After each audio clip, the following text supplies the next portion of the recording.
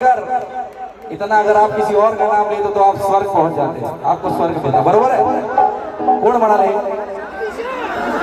अंबेडकर अंबेडकर अंबेडकर। अगर आप इतना अंबेडकर कर रहे हो, आप अगर किसी और का नाम लेते तो आपको स्वर्ग मिल जाता। तर मला त्यांना सांगायचं आहे, जर तुम्हाला इतकीच स्वर्गाची आठवण येत असेल तर आपण खुशाल आपला जीव द्यावा, तुमचं स्मारक आम्ही बांधू। कारण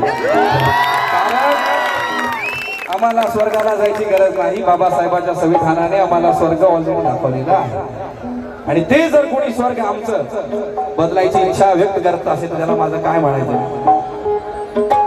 कोणी बी येतंय बोलत राहतंय, कोणी बी येतंय बोलत राहतंय, कोणी बी येतंय बोलत राहतंय, कोणी बी येतंय बोलत राहतंय, कोणी बी येतंय बोलत राहतंय, कोणी बी येतंय बोलत राहतंय, कोणी बी येतंय बोलत राहतंय, कोणी बी येतंय बोलत राहतंय। अरे नुसतं बोलण्यानं होतंय काय? नुसतं बोलण्यानं होतंय काय? कोणी बी येतंय बोलत राहतंय, कोणी बी येतंय बोलत राहतंय, कोणी बी येतंय बोलत राहतंय, नुसतं बोलण्यानं होतंय काय? नुसतं बोलण्यानं होतंय काय? नुसतं बोलण्यानं होतंय काय? संविधान बदलायाची करताय बाता,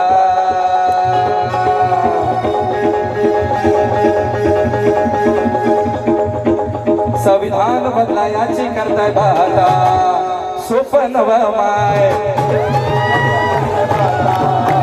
सोपं नवं माय, संविधान बदलायाची करताय बाता, सोपं नवं माय।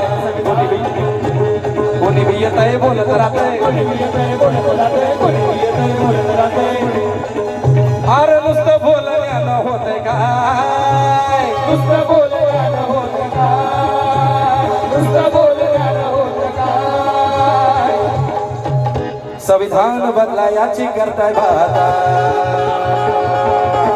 सोपं नवं माय, बदलण्याची करताय बाता, सोपं नवं माय,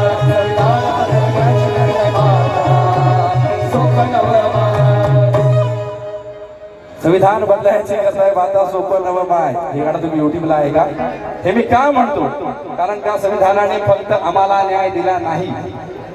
तुम्हाला माहिती असेलच, मागच्या वर्षी काही नेते म्हणत होते की तुम्हाला हे माहिती आहे अयोध्येमध्ये मंदिर झालं, माहिती आहे ना? अयोध्येमध्ये राम मंदिर झालं। बऱ्याच वर्षापासून ही केस पेंडिंग होती आणि अयोध्येमध्ये राम मंदिर झालं।